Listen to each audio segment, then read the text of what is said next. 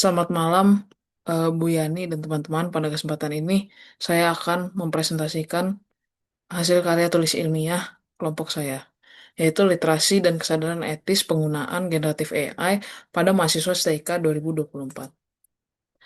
Pertama, latar belakang dari penelitian ini adalah penggunaan teknologi artificial intelligence atau secara khusus generatif AI dalam berbagai segi kehidupan kita.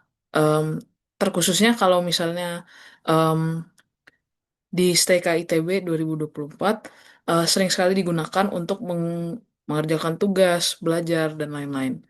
Nah, di satu sisi, generatif AI ini dapat memperkaya dan mempercepat proses belajar. Namun di sisi lain, penggunaan yang tidak bertanggung jawab malah menimbulkan ketergantungan atau menimbulkan plagiarisme yang merupakan pelanggaran serius dalam dunia akademik.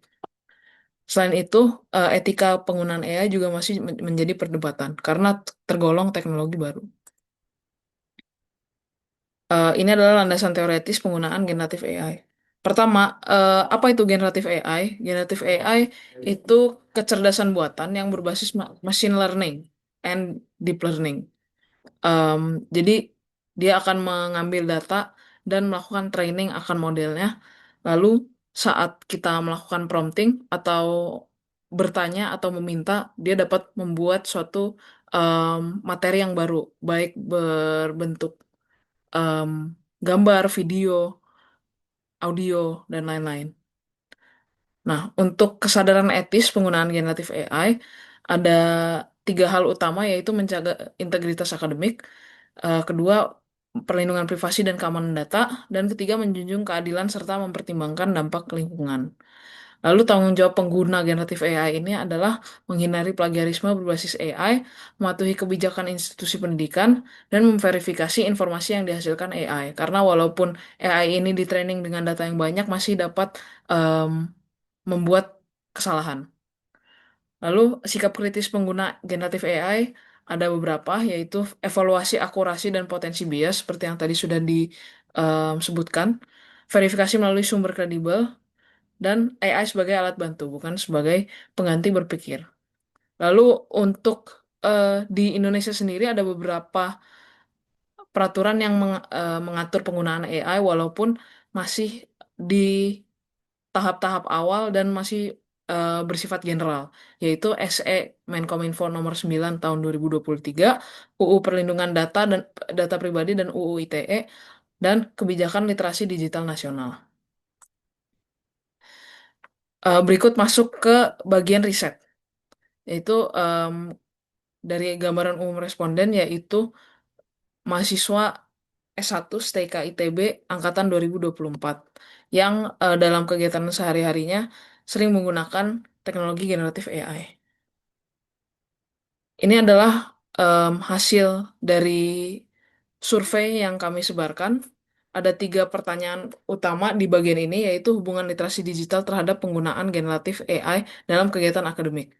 Pertanyaan pertama, saya merasa familiar dengan teknologi generatif AI. Kedua, saya sering menggunakan teknologi generatif AI dalam tugas akademik. Dan yang ketiga, saya memahami bagaimana generatif AI bekerja. Nah, dari pertanyaan-pertanyaan ini dapat dilihat eh, hasilnya di samping sini. Kami menggunakan skala Likert dari 1 sampai 5, dan dapat dilihat bahwa mahasiswa memiliki tingkat literasi digital yang relatif tinggi terhadap penggunaan generatif AI.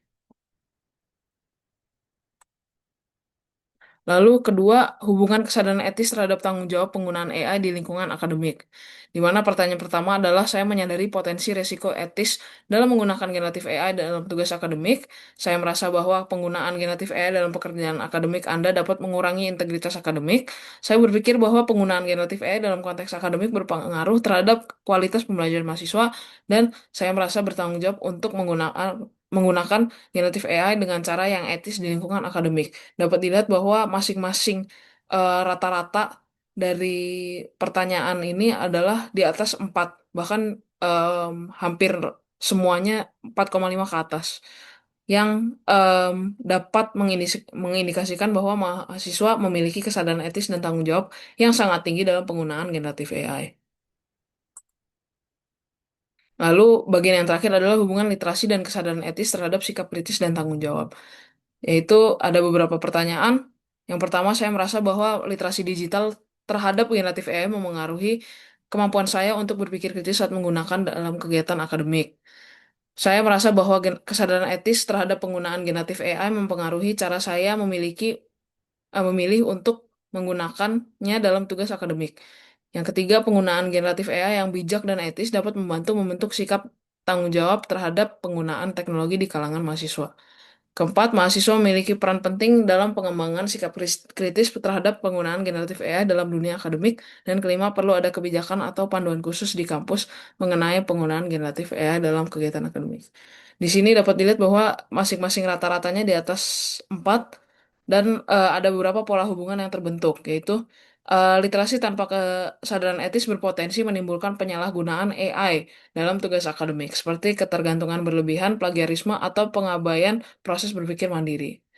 Yang kedua, kesadaran etis tanpa literasi membatasi pemanfaatan AI secara optimal sehingga mahasiswa cenderung ragu atau tidak mampu memanfaatkan AI sebagai alat bantu pembelajaran yang efektif. Dan yang terakhir, literasi dan kesadaran etis mendorong penggunaan generatif AI secara kritis, bertanggung jawab, dan produktif. Eh, Kesimpulan yang dapat ditarik dari bagian ini adalah literasi dan kesadaran etis saling melengkapi dalam membentuk sikap kritis dan tanggung jawab mahasiswa terhadap penggunaan generatif AI. Nah, untuk bagian terakhir adalah kesimpulan dasar dan saran. Saya akan mengulangi saja bahwa di tiga bagian itu ada tiga kesimpulan yang dicapai, yaitu tingkat literasi digital mahasiswa STK angkatan 2024 sudah tergolong tinggi.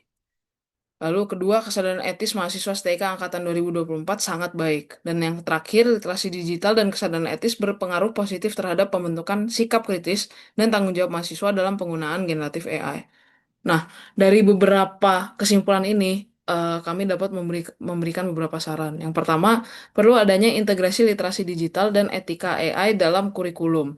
Hal ini sudah mulai dilakukan oleh ITB dalam bentuk mata kuliah Lydia atau literasi data dan inteligensi artifisial. Lalu, yang kedua, institusi pendidikan disarankan untuk menyusun dan mensosialisasikan kebijakan serta pedoman resmi terkait penggunaan generatif AI.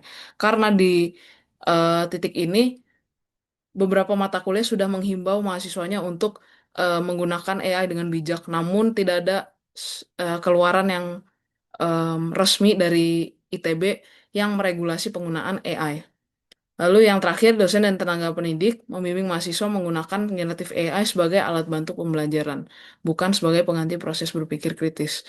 Ini sudah mulai diterapkan di beberapa mata kuliah, namun perlu ditekankan lagi, terkadang mahasiswa masih perlu dibimbing oleh dosen dan tenaga pendidik karena mereka juga sudah lebih em, berpengalaman di bidang informatika ini, bagaimana caranya untuk menggunakan AI dengan bijak sebagai pembantu belajar, bukan sebagai em, pengganti proses berpikir kritis.